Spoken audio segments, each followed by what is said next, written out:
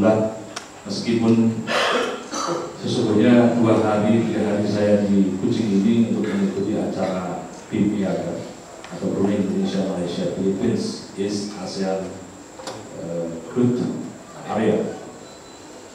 Ini adalah sebuah perkumpulan kawasan, kerjasama kawasan antara beberapa negara, terutama beberapa kawasan yang di provinsi-provinsi kawasan perbatasan. Tentu kita harapkan, kita dorong pemerintah Indonesia mendorong agar pembangunan ekonomi di pada seputaran kawasan ini akan terus ditingkatkan seiring dengan tentu tidak akan lahir apa yang disebut dengan pertumbuhan ekonomi pada masyarakat kawasan perbatasan. Kementerian Pembangunan Vertikal ini menetapkan dari 3 kawasan prioritas, salah satunya adalah kawasan perbatasan sebagai prioritas utama dari Kementerian Pembangunan Vertikal. Karena apa? Karena dari 38 kabupaten kota yang berada di kawasan perbatasan, 27 merupakan kawasan yang dikatakan sebagai daerah tertinggal. Itu, Bapak sekalian, terus terang saya sebetulnya beberapa kawasan perbatasan BPLB sudah saya datangi. Baru dari Tikong ini yang kita bisa datang. Sebelumnya saya datang di Aruk Biawak di sana. Kemudian saya juga datang di Nagapanau, Kusiko. Kemudian beberapa perbatasan lain, misalnya di Peru, kemudian di Kero, perbatasan Papua ini. Dan insya Allah memang kita akan jadwalkan sampai bulan 11 ini akan datang ke khusus Sangkau ini untuk melihat langsung sekaligus meresmikan berbagai macam program infrastruktur bagi daerah-daerah di perbatasan. Itu Bapak sekalian,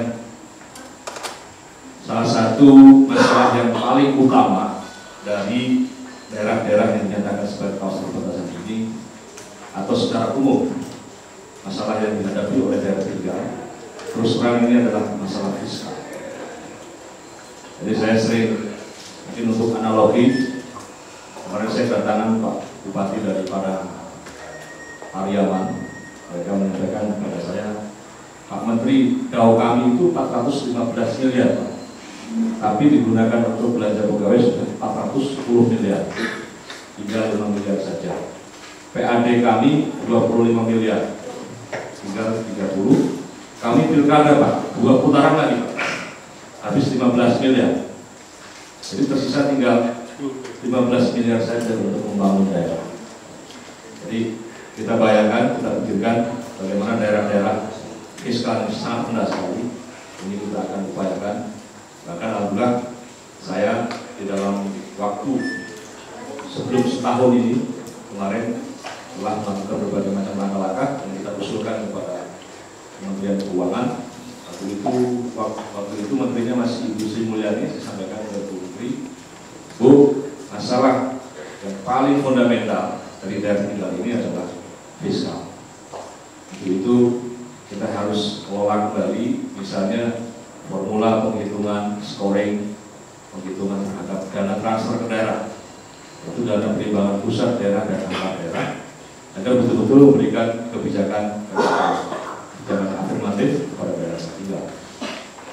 Alhamdulillah ketika itu saya langsung follow up dan tunjangan Dirjen Perimbangan Pusat Daerah, Prof. Mafia semua waktu itu, dan saya sampaikan formula penghitungan dari Kementerian PDT untuk melakukan intervensi kepada daerah tinggal. Dan insya Allah Pak, insya Allah tahun 2011 ini Pak, 2011 ini adalah awal di mana penghitungan DAK kita akan lebih memprioritaskan daerah-daerah tertinggal. Dan lebih khusus adalah daerah-daerah di kawasan perbatasan. Bahkan tadi saya sampaikan untuk 2011 yang dulunya tidak pernah ada yang disebut dengan DAK perbatasan, insya Allah 2011 ini sudah ada DAK untuk perbatasan. Jumlahnya lumayan Pak, ada 100 miliar. Meskipun masih dibutuhkan untuk 9 kabupaten, tapi kita akan melihat nanti dari tahun ke tahun upaya kita untuk melakukan proses percepatan untuk pementasan daerah-daerah juga.